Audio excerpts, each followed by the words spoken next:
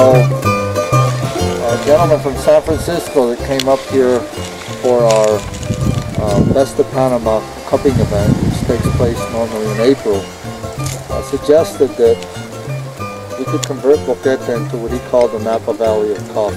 It is above sea level here. It's about 5,500 feet. And this is the threshold up here for growing coffee. You can't really grow coffee economically much higher than what you do here. Because you can have a mountain at 600 meters or 300 meters, and you can have a mountain at 2,000 meters. So mountain grown does not mean that you have good quality coffee. Good quality coffee comes from altitude, okay? And the reason you get good quality coffee is that the higher up you go, the slower and the more deliberate the process of growing is. In other words, if you go to 1,000 meters,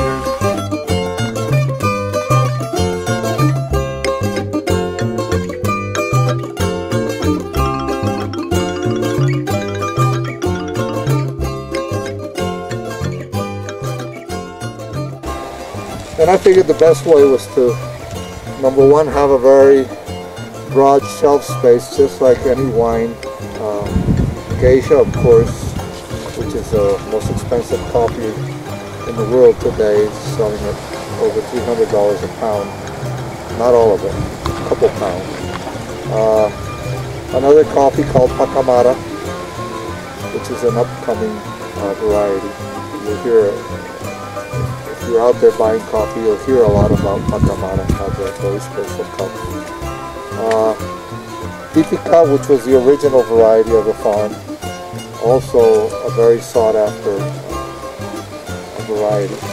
And labor is getting expensive, and they both come together. When labor starts getting expensive, they start migrating from the farm areas, looking for other types of jobs. So we'll have less labor, and it'll be much more expensive. I think that we'll be paying at least twice as much in the next 5 years what we're paying today, and it may be a little bit higher.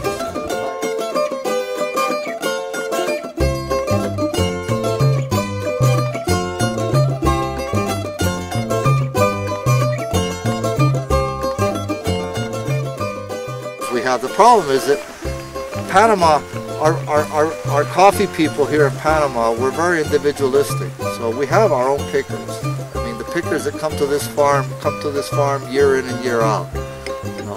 And nobody wants to share their pickers with anybody else. So the first part of the transition that we're going to get is we're going to have to get organized, maintain what we have the way it is, but we have to look ahead to change, because if you don't change, you're dead in this business here in town. And everything we do here, and everything at least everything I do here, has to do with creating an added value in my product. I want to be able to justify selling my coffee for the price that we're selling. And I still haven't found one person doing our tour that says it's not worth that.